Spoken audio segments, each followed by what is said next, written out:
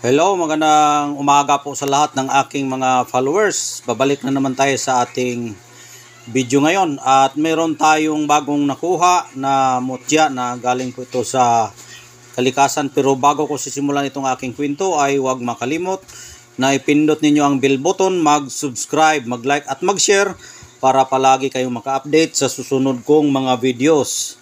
Ngayon po ay ang ating pag-usapan, ito po ang aking nakukuha sa araw ng Biyernes at ngayon lang po ito natin na i-vlog dahil inoobserbaran po natin kung ano talaga ang kanyang bisa sa kanyang pagkamutya. Ngayon po ay ito ay isang mutya ng sampalok na nagiging bato po ang kanyang bunga. Nagiging bato po ang kanyang bunga dahil nga ay meron siyang birtud at kapangyarihan. Ang gamit po sa batong sampalok ay napakaganda po yung gamitin sa negosyo, pampaswerte sa buhay, panghalina. Dahil nga siya ay bunga na nagiging bato at nagiging makapangyarihan siya at nagiging bato siya dahil nga may kapangyarihan nga. Yan po ang kanyang pungango at yan po ang katawan niya.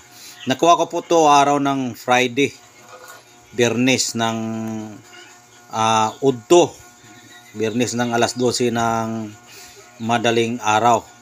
Ayan, Udtong tutok sa Bisaya.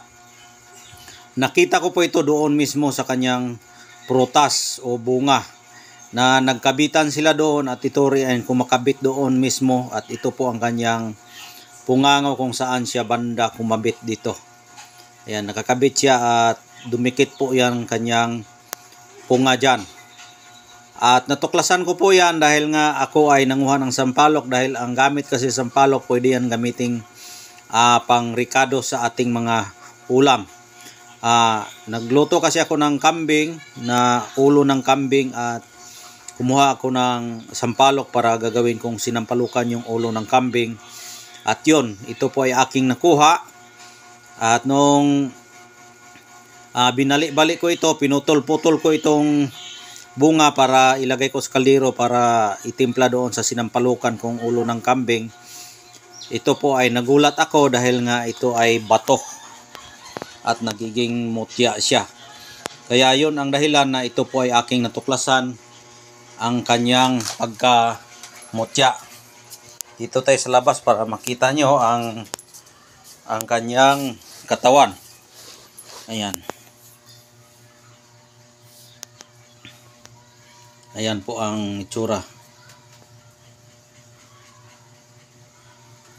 Ang gamit nito ay maganda ito sa panghalina, pampaswerte. Kung may tindahan ka, ilagay mo lang ito sa tindahan, ihalo sa pera. Madaling makapagbinta ka kapag ikaw ay maninda. Kapag dala mo rin ito, gagawin mo itong pamproteksyon, maganda rin. Panghalina nga, yung tao na makatingin sa iyo ay para mong hinahalina o ginagayuma. Maganda ito sa gayuma o halina. Kasi ang halina at gayuma ay isa lang po yung kapangyarihan niya.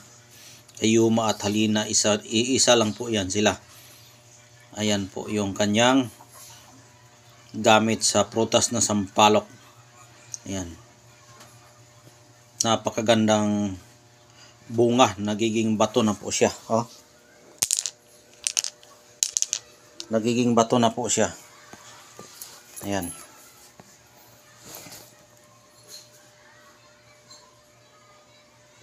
Yan, ikutin natin at ipapakita ko sa inyo ng maayos. Baka sakali po kayo ay magkagusto sa mutyang ito.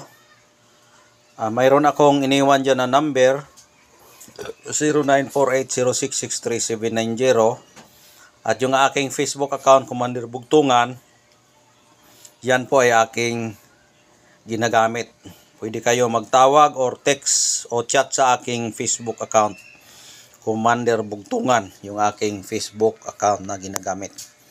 At may number ako dyan, 0948066370.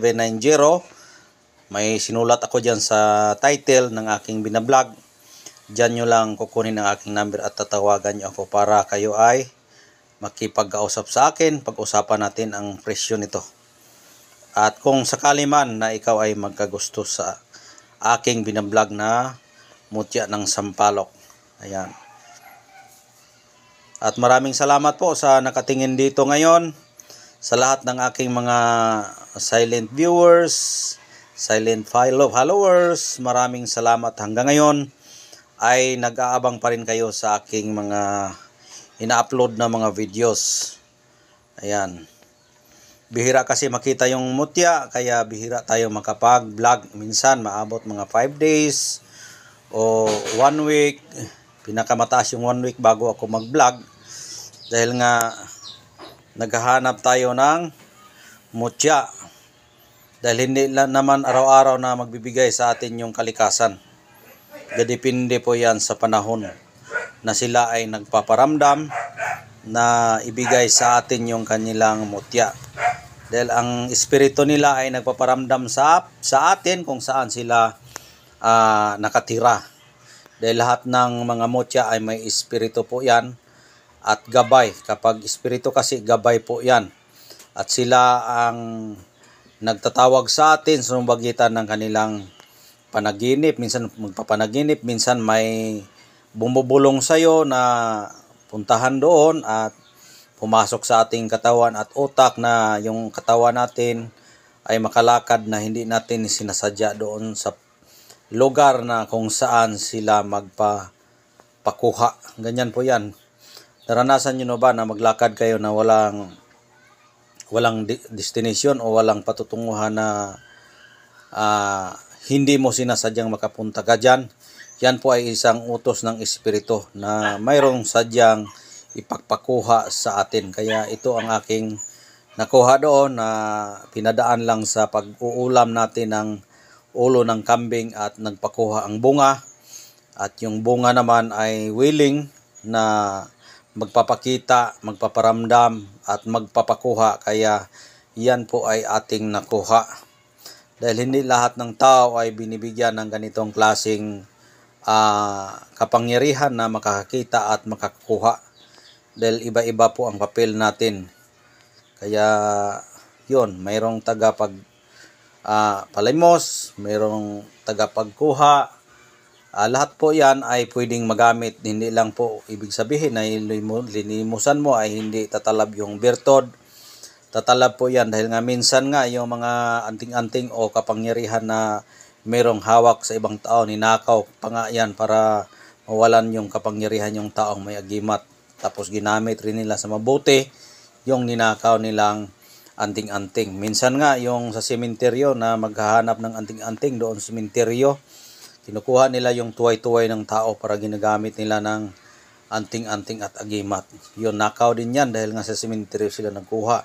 Ito pa kaya ay binigay na kusang loob na pinapalimusan sa nagkuha at yung lumimos ay kusa ding loob na sila ay kumukuha, ginamitan lang ng pera para sila magkakaroon ng mutya. Ganon yan. Kaya maganda ang patutunguhan, maganda ang kanyang power at agimat na nagbibigay sa kanya ng birto dahil maganda po ang kanyang intention sa pagkuha. Yun lang po ang aking masasabi dahil mataas na po yung oras. Ulitin ko po, ito ay pampaswerte na mutya, panghalina, pampaswerte itong mutya sa sampalok. Ayan. Hanggang dito na lang po at maraming salamat po at God bless po sa inyong lahat.